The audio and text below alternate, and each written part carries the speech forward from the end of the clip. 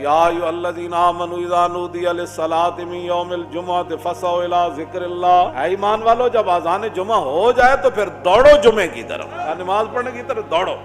نہیں مسیطہ بند کر دو، مسیطے بند کرنے سے کرونا چلا جائے گا۔ قرآن دی تعلیمات ون کہ بندہ جدو مصیبتاں تے مشکل آ جان تے مسیطہ بند کرنا تے ہائے ہائے کرنا تے سنسنی خیزیاں پھیلانا تے بڑے پیچھے میوزک لا کے تے اگے خبراں چلانا تے کڑیے کدھر بیٹھی ہوئے منڈا ادھر بیٹھا ہوئے کرونا آ گیا، ایسے نہیں ہوگا۔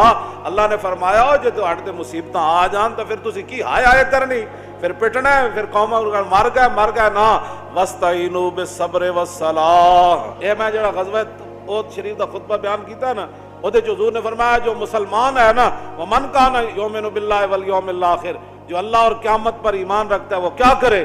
فرمایا جمعے سے کبھی بھی پیچھے نہ رہے، اس پر فرض ہے جمعہ۔ حضور نے فرمایا بچے ہوتے جمعہ ضروری ہوئے، امراتن عورتوں پر نہیں، مریضن بیمار پر نہیں، جنہوں تسی سمجھتے ہو بیمار ہے انہوں مسیطی نہ آن دیو، او عبدم مملوکن، تو فرمایا غلام پر نہیں ہے۔